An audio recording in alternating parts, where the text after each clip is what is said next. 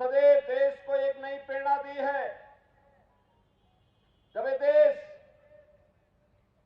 मध्यकाल के आक्रांताओं के कारण तमाम सामाजिक रूढ़ियों से जकड़ा हुआ था, उस कालखंड में स्वामी दयानंद सरस्वती गुजरात की धरती ने देश को दिए, जिन्होंने आर्य समाज के माध्यम से समाज को एक नई जागृति पैदा करने का काम किया था।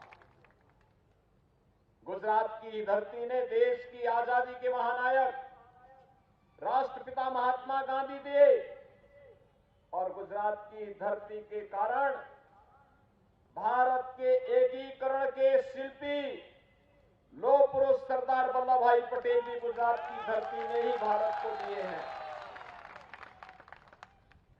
जब भारत की राजनीति बेईमानी, भ्रष्टाचार, अराजकता और कांग्रेस के परिवारवादी राजनीति की शिकार बन चुकी थी, लोगों में आक्रोश था, राजनीति के प्रति अविश्वास था, उस कालखंड में गुजरात ने 2014 में देश के यशस्वी प्रधानमंत्री श्री नरेंद्र भाई मोदी भी गुजरात की धरती ने भारत को दिए हैं।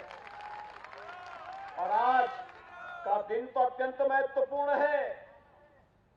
एक और गुजरात विधानसभा की 89 सीट पर प्रथम चरण के मतदान चल रहे हैं, और भाइयों बहनों, इसी दिन गुजरात के गौरव, भारत के यशस्वी प्रधानमंत्री श्री नरेंद्र मोदी जी को G20 के देशों का प्रमुख के रूप में आज उनका चयन भी हुआ है। भाइयों बहनों, G20 के ये देश दुनिया के वे 20 बड़े देश हैं जिनका दुनिया के 80% संसाधनों पर अधिकार है।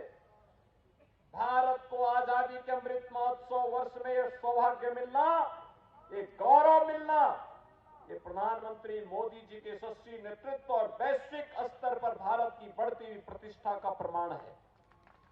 और इसीलिए आज मैं आप सबको इसकी बधाई देता हूं और प्रधानमंत्री मोदी जी का हृदय से अभिनंदन भी करता हूं। भाइयों बहनों,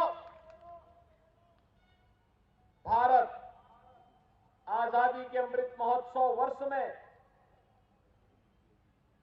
जिस ब्रिटेन ने भारत को 200 वर्षों तक शासन किया था, उस ब्रिटेन को पछाड़ करके दुनिया की 5वीं बड़ी अर्थव्यवस्था आज भारत बन चुका है। ये भी प्रधानमंत्री मोदी जी के यशस्वी नेतृत्व की देन है। भाइयों बहनों, आज भारत हर एक दिश से मजबूत हुआ है, हमारी सीमाएं सुरक्षित हुई हैं।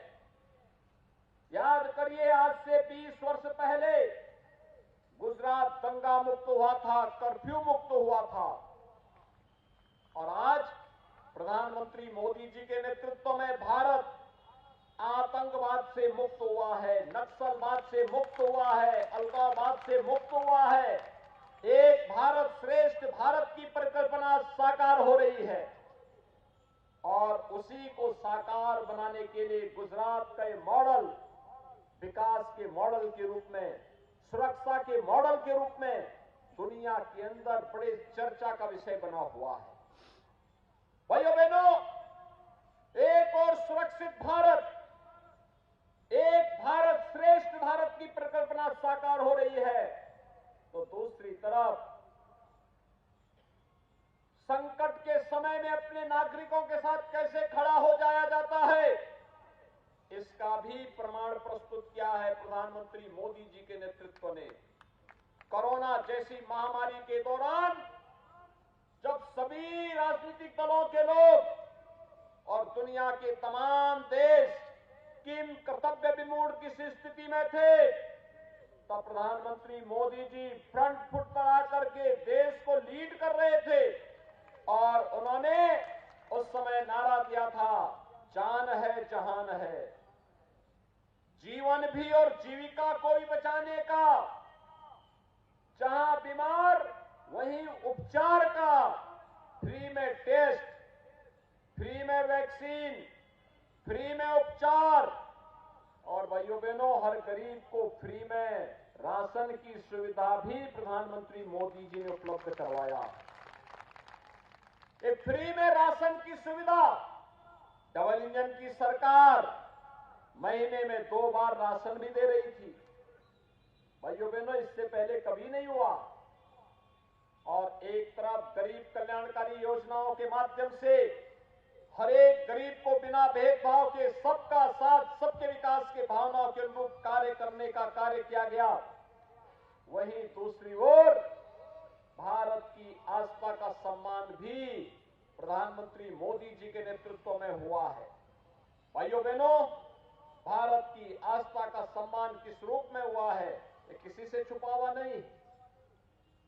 हम सब जानते हैं, अयोध्या भगवान श्री राम की पावन जन्मभूमि, 500 वर्षों से वहां पर भगवान राम का भव्य मंदिर जो कभी आक्रांताओं ने तोड़ दिया था, उसके निर्माण की मांग हो रही थी। कांग्रेस उसमें बैरियर बन गया था। कांग्रेस उस मांग को पूरा नहीं होने देती थी। मोदी जी के प्रधानमंत्री बनते ही सारे बैरियर हट गए। अयोध्या में भगवान राम के भव्य मंदिर के निर्माण का कार्य प्रारंभ हो गया।